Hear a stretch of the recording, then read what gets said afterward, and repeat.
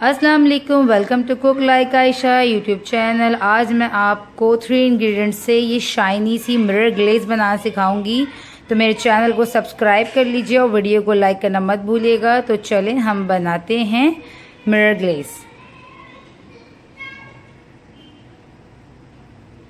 आज मैं आपको बहुत ही आसान और सबसे ही इजी तरीका बताऊंगी मिरर ग्लेज आइसिंग करने का, जिसकी मुझे बहुत फरमाइश थी और मैं सोचा कि आपको मैं पहले विदाउट जेलेटिन वाला सिखा दूं, फिर नेक्स्ट टाइम मैं आपको जेलेटिन वाला जो प्रॉपर एक मिरर ग्लेज होता है वो सिखाऊंगी। तो आज हम जो बना रहे हैं विदाउट जेलेटिन बना रहे हैं। इसके लिए हमें सिर्फ 3 इंग्रेडिएंट्स चाहिए। हाफ कप चाहिए हमें चॉकलेट, 1/4 कप चाहिए full cream, heavy cream milk pack वगैरह वाली, और 1/4 कप हमें चाहिए न्यूट्रल जेल। न्यूट्रल जेल जो है इजीली मार्केट में अवेलेबल है और आप इस न्यूट्रल जेल में कोई सा भी फ्लेवर ऐड कर कर ऐसे भी आइसिंग कर सकते हैं। बहुत खूबसूरत इससे लुक आता है, कलर आता है। तो हम एक सॉस पैन में चॉकलेट को और क्रीम को मेल्ट कर लेंगे। बट याद रखिएगा वाइट चॉकलेट जो है बहुत ही जल्दी जल जाती है, तो इसीलिए या तो आप बहुत ही हल्की आंच पे करें या फिर आप इसको डबल बॉयलर पे ही मेल्ट कर दें, वरना और मुस्तकिल इसे चलाते हुए मेल्ट कीजिएगा, वरना वाइट चॉकलेट नीचे लग जाती है। ठीक है, अब मैं इसे मेल्ट कर लेती हूँ। आपने मुसलसल इसे चलाते हुए हल्की आंच पे मेल्ट करना है इस तरह से, वरना फिर आपकी चॉकलेट नीचे लग सकती है। और मोटा पैन यूज़ किया करें अगर आप डायरेक्ट चूल्हे पे ही इसको चॉकलेट्स को मेल्ट करें तो। बस अब मैं इसे फ्लेम को ऑफ कर कर इसे उठा लूँगी।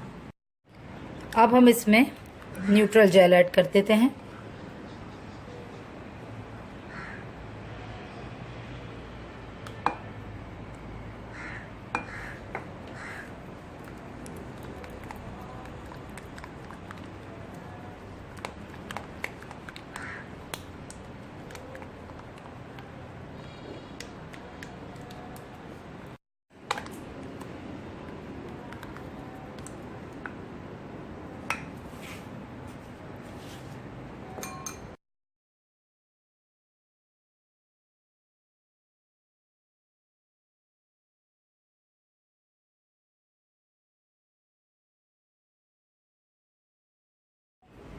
इसे हम जो है 3 हिस्सों में डिवाइड कर लेंगे। एक मैं रेड शेड बनाऊंगी थोड़ा सा और दूसरा मैं बनाऊंगी येलो शेड। ठीक है, और जो हम बेसिक हमारा जो शेड होगा वो नीचे वाइट वाला होगा।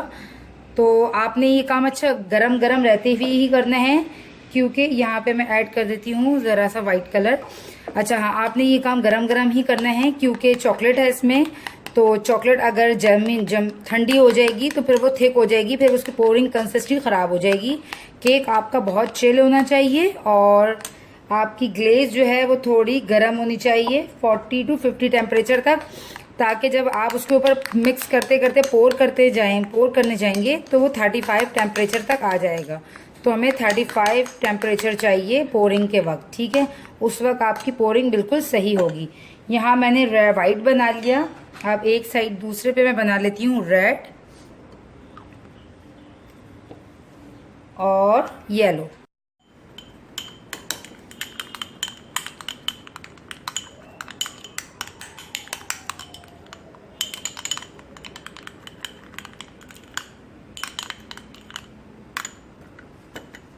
बहुत ही क्विकली आपने सारा काम करना है, क्योंकि आपकी जो ग्लेज है वो ठंडी हो जाएगी तो ये हो जाएगी। अच्छा, अगर आपकी ग्लेज ठंडी हो जाए, अगर आपने जैसे ग्लेज बनाकर रख ली और आपको पोरिंग करते करते टाइम लग गया और आपकी ग्लेज थिक हो गई, तो आपने फ़ौरन माइक्रोवेव कर कर उसे 30 सेकेंड्स के लिए और गरम करना है, तो वो फिर दोबारा से इस तरह से पोरिंग कंसिस्टेंसी में आ जाएगी।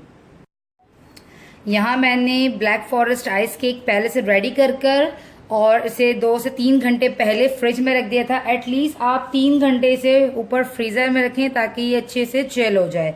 ठीक है, और अब देखिए मैंने इसको एक रैक रख के, एक बड़ी सी ट्रे लेनी है, उसके ऊपर रैक रख कर और उसके ऊपर मैंने एक केक रखा है ताकि जो भी चॉकलेट हमारे नीचे गिरेगी वो दोबारा से रीयूज हो सके। तो अब इसके ऊपर मैं डाल देती हूँ ये वाइट चॉकलेट मिरर। हम डाल देते हैं येलो,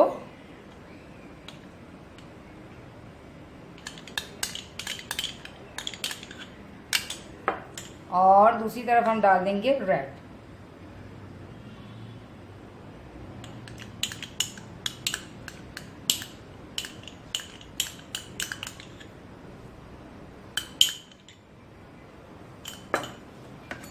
अब हमने हल्का सा पैलेट नाइफ को बस ऐसे करना है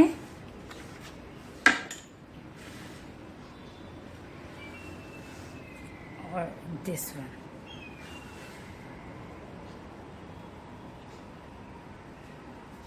तो ये हमारा, ये देखें, मिरर ग्लेस केक बिल्कुल तैयार हो चुका है।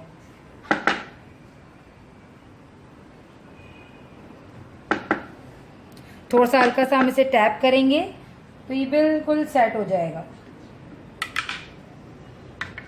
एक्सेस हटा देंगे हम इसमें से और इसको टैप करने के बाद अगेन अब हम फ्रिज में रखेंगे सेट होने के लिए।